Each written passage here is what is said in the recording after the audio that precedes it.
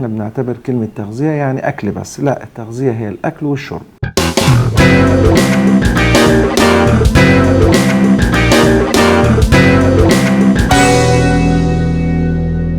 مساء الخير عليكم جميعا. النهاردة هنتكلم في حاجة متعلقة بالجهاز البولي، وهو الإفراط في تناول الأغذية قد يؤدي إلى مشاكل تؤذي الجسم، ومن أهم هذه المشاكل التهابات المسالك البولية أو تكون حصوات الجهاز البولي. احنا قلنا الجهاز البولي لأن ممكن الحصوات تتكون في الكلى أو تتكون في حوض الكلى أو تتكون في الحالبين أو حتى تتكون في المثانة.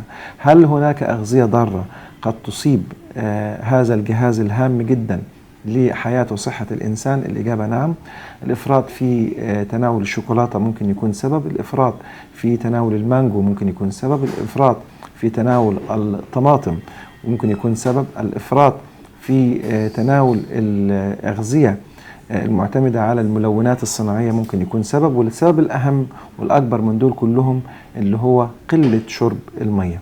التغذية، لأن احنا بنعتبر كلمة تغذية يعني أكل بس. لا، التغذية هي الأكل والشرب، الاثنين مع بعض هم اللي بيكملوا الوجبات السليمة لحياة الإنسان. فبالتالي لما أحرص إن أنا لما أكون جعان آكل، كمان المفروض أحرص إن أنا أشرب طول اليوم بغض النظر أنا عطشان أو لا.